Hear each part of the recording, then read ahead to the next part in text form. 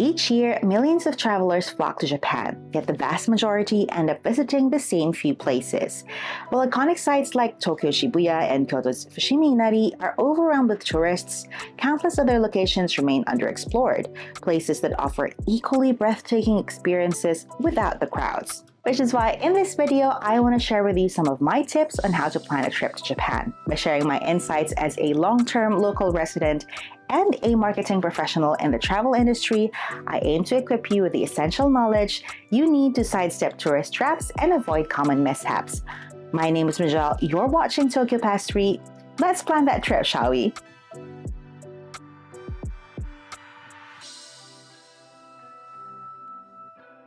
Before we begin, I want to let you know that this video is part of a series on tips about traveling in Japan. I originally wanted to make it into one long video, but while I was writing the script, I realized that I had so much to say, so I decided to chop it into several parts. If you don't want to miss future videos, make sure you are subscribed and you've hit that notification bell so that you get timely updates.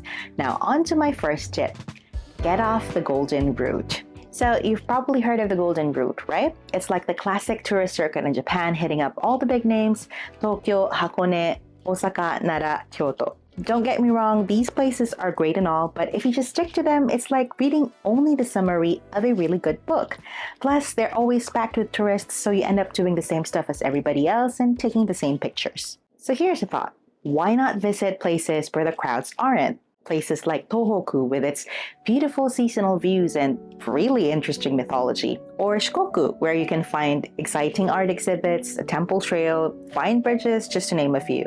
Even for a long-term resident like me, there's always so much more to explore. This April, I'm actually planning to visit Kyushu, and it will be my first time. I'm so excited to share what I find there with you guys. So there's really a wealth of things to discover in Japan other than just the places that you often see on social media. The question is how to find these off the beaten path places. Now, a lot of you would probably start your search with using the keyword things to do in Japan, and that's great. It's a reliable place to start, but I would advise you to tailor your own adventure to your own interests. For example, if you're interested in natural wonders, we have this word called ZEKKEI in Japanese, and it translates to fantastic views, but it usually refers to something related to nature. There's this website called ZEKKEI Japan, which every now and then I also check. I'm not sure if it's updated regularly, but it is in English. You can find many photos of beautiful places in Japan there. Maybe you can start from one of the places you find there and then tailor your travel to that place. If you're interested in outdoor sports, maybe use great hiking trails or great skiing spots. Whatever your interest is, to search for places to do that instead of just using the generic things to do in Japan. If you're interested in anime, visiting real-life locations of where your favorite anime took place is an interesting way to explore Japan. In fact, I've been trying to visit Tomogashima for a while now. It's the real counterpart of the island that was featured in Summertime Rendering, which I watched a few years ago and found quite interesting. So maybe one of these days I will go to that island. Even if you go to the places on the Golden Route, which I suspect many of you will, there are always less crowded areas in that prefecture. For example, Tokyo has a retro town called Shibamata or a temple town called Jindaiji, which doesn't get as much traffic as other places like Shinjuku or Shibuya. My advice is to have an anchor, kind of like that place that you have to absolutely visit no matter what. And from there, look at Google Maps, see what's around it, and see if there's anything that piques your interest. For me, that's a more interesting way to travel rather than just jumping from one place to another because everybody says it's the way to travel Japan. Planning your day surrounding an area instead of darting across the country for interesting things to experience is always more cost-effective, time-wise, money-wise, energy-wise. Tip number 2, consider your fitness level when planning your itinerary. Seriously, touring around Japan is like stepping into one of those step count challenge without even realizing it. Just for reference, on a workday when I have to go to the office, I easily hit 10,000 steps. When I'm traveling around Japan, it's usually around 15 to 25,000, sometimes 30,000 steps. It's really a workout and a half, and a lot of people don't see it coming. This is super important because it can really make or break your trip. I've seen a lot of people who are like gung-ho at the very beginning of their trip, and then around day 3 they look really exhausted just because they haven't really factored in how much amount of walking they have to do. So how do you avoid this? Make sure to mix in chill days in your itinerary. This could be like soaking in an onsen, or having a hanami or a picnic at a park, or just having a relaxed indoor activity. Again, try not to place from one place to another and cover too much distance in one day. Japan is best experienced when you're not rushing through it. Tip number 3, when to travel. The peak traveling season in Japan is sakura season. There's no surprise there, everybody's trying to catch sakura. And by sakura, most people refer to the someyoshi no kind, which blooms around the end of March to early April. But the thing is, there are other varieties of sakura that you can catch at other times of the year. The earliest ones would be the kawazu sakura, which bloom around the end of February, and I have a whole video of where you can find them, so you can watch that after you're done with this video. There's also yae sakura, which blooms after someyoshi no, and there's even shiki sakura, which you can catch during the fall season. If you're really after someyoshi no cherry blossoms, you can find them blooming much later in Tohoku and Hokkaido around April to May. So you don't really have to come here during peak cherry blossom season. Chances are you'd save more money and avoid crowds if you go to these places instead. Other than cherry blossoms, there's a lot of seasonal views to enjoy in Japan. In the same spring season, you can find tulips, anohana, moss phlox, and nemophila, just to name a few. Autumn brings fiery colors and vibrant fall foliage, while winter brings powder snow, drift ice, ice villages, and winter illuminations. But if you are coming in winter, I would say probably skip Tokyo because there's not a lot of snow that falls here, so it's just really gray. Other than winter illuminations, everything's just gloomy. Coming in summer, I would say, would be a challenge. You'll find a lot of fireworks, festivals, and sunflowers, but it is very hot and humid, and as someone who has experienced heat exhaustion twice, it's not something to take lightly.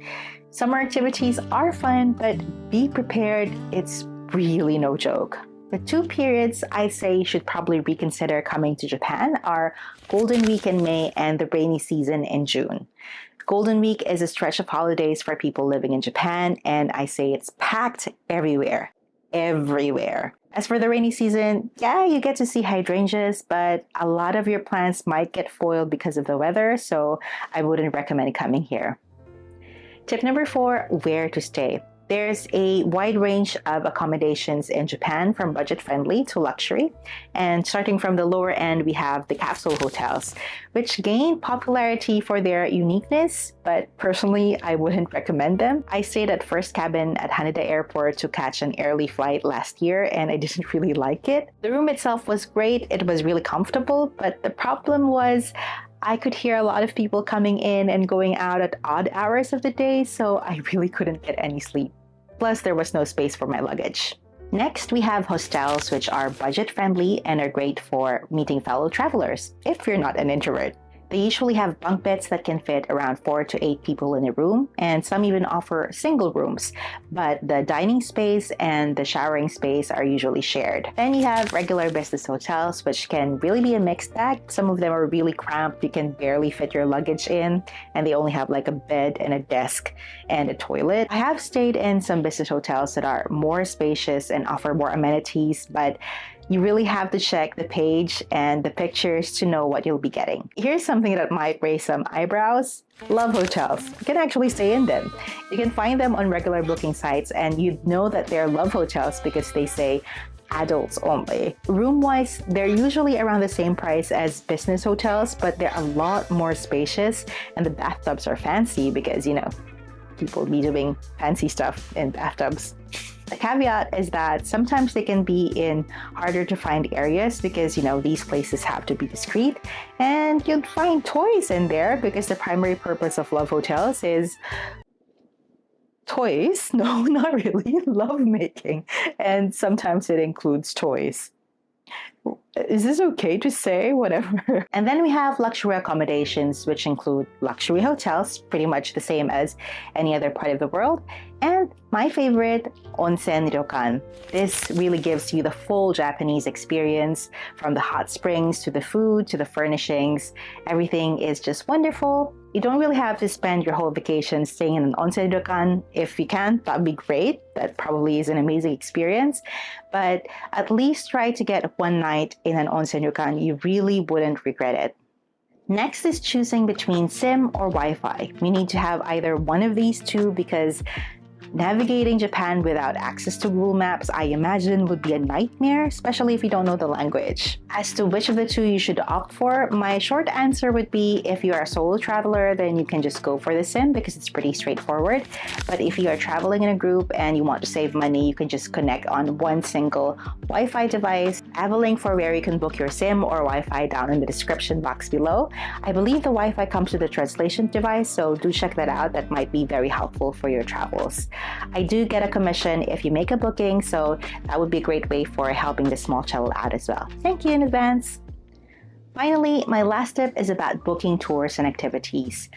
These can greatly enrich your travel experience, but you have to be discerning and choose ones that match your travel needs. Personally, I'm not a big fan of bus tours because they tend to be impersonal, but they are very useful when you're traveling long distances. So for example, during my winter in Hokkaido series, my base was Sapporo because I really wanted to experience the winter festivals, but I also wanted to see drift ice, which was away from Sapporo. In that particular case, using public transportation was a bit tricky and I couldn't drive, so going in a bus tour made much more sense. The tours that I would personally recommend are small group tours. Usually these are walking tours where you get to go to the area and really hear stories direct from the guide. The times I've joined these types of tours, I've really enjoyed because I find that tour guides are treasure troves of knowledge because they usually have these peculiar facts and stories that I don't find in my own research. Other than tours, I really recommend booking activities or experiences during your trip, and these can range from cultural experiences to cooking classes, crafts workshops, things like that. They can be a great way to balance your itinerary so you don't have to always be trying to go to one place on your own. Some of the experiences that I truly enjoyed in the past years are kintsugi, that's the art of repairing broken pottery with golden lacquer, and ice fishing, because if you watch my Winter in Hokkaido series, that's just really a wacky experience overall. You can find these tours and activities with a simple search, so take your time to explore your options and find what's the best for you. And those are my tips on how to plan a trip to Japan. It has been a challenge trying to condense all the information I want to say and express them coherently, but I hope that this video has been helpful for you. The next video is about navigating Japan and all the crazies that come with it, so it's gonna be fun, I promise. I hope to see you there. This has been Mizhelle for Tokyo Past 3. I'll see you in the next video. Bye!